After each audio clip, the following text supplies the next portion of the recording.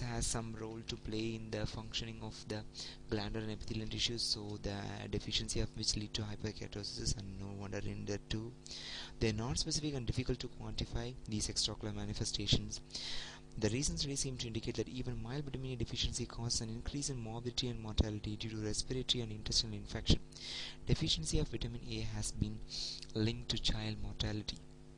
So, coming to the treatment part, which is very important, vitamin A deficiency should be treated urgently. Nearly all of the stages of xerophthalmia can be reversed by administration of a massive dose, 2 lakh international unit.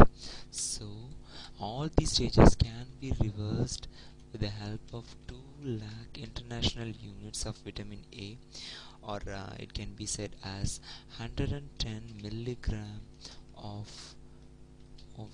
retinol palmitate, the form in which the liver stores vitamin A on 2 successive days. So these should be given for 2 successive days. 2 international units of vitamin A or 110 milligram of retinol palmitate given for 2 successive days will reverse all the conditions of the early stages of xerophthalmia. All children with corneal ulcers should receive vitamin A whether or not a deficiency is suspected. So coming to the prevention of the vitamin A.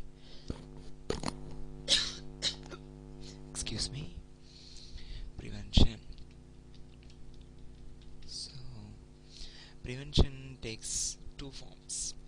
Improvement of the people's diet so as to ensure a regular adequate supply of vitamin A in the diet, reducing the frequency and severity of the other contributing factors like protein allergy, malnutrition, respiratory tract infection, diarrhea and measles. So the dietary factors, dietary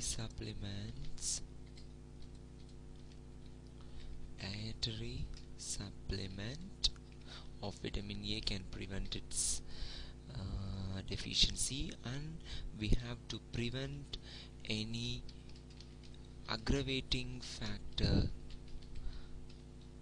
of the deficiency. So this is the two thing we are focusing on, how to preventing the vitamin A deficiency.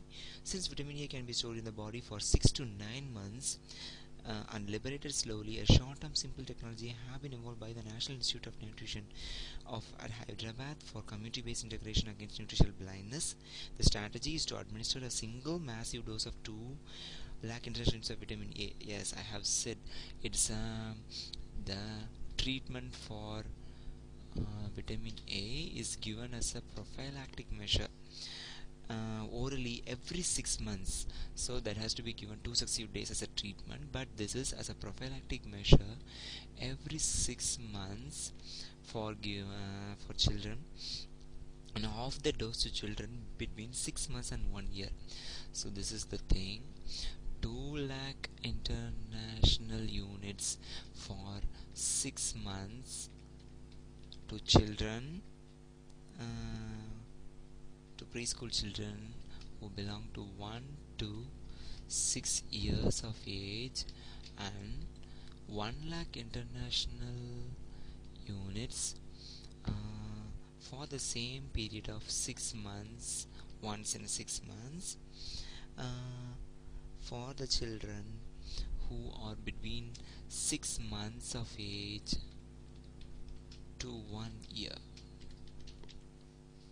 The protection offered by 6 monthly dosing seems very adequate as measured by clinical signs of deficiency. So how can we assess if there is vitamin A deficiency?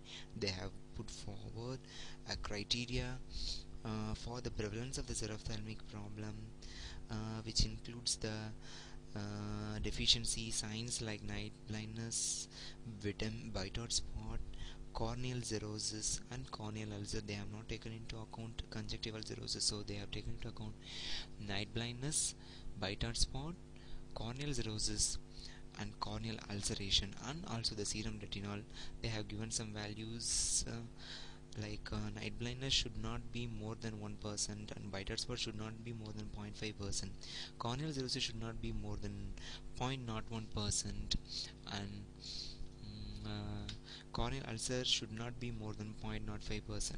So NB, that is night blindness should not be more than 1%, and bite dot spot should not be more than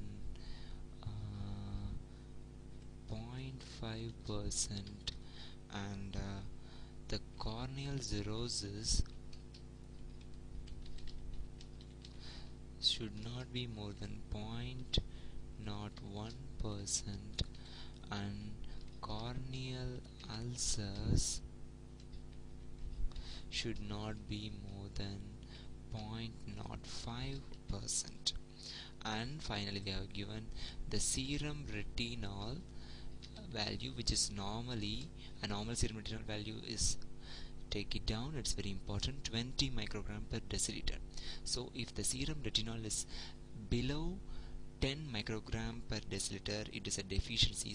But that kind of deficiency, if it is prevalent for more than 5% in the community, like that a corneal ulcer prevailing of 0.05% and corneal cirrhosis 0.1%, if the serum retinol level less than 10, not a serum retinol level 20 microgram, should not misinterpret that, a serum retinol value lesser than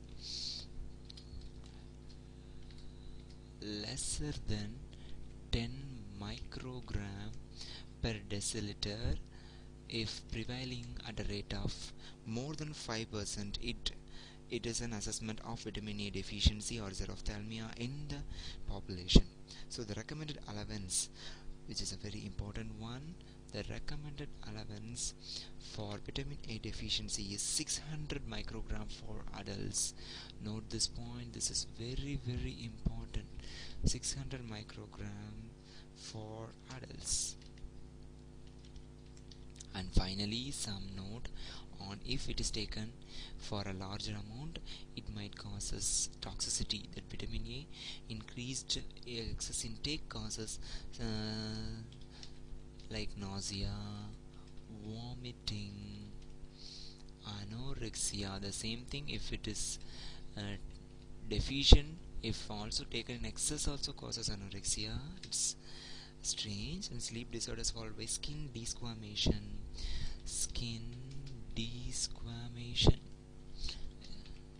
and an enlarged liver. If it is taken, that is stored in the liver, no wonder it gets overloaded, and that causes enlargement of the liver.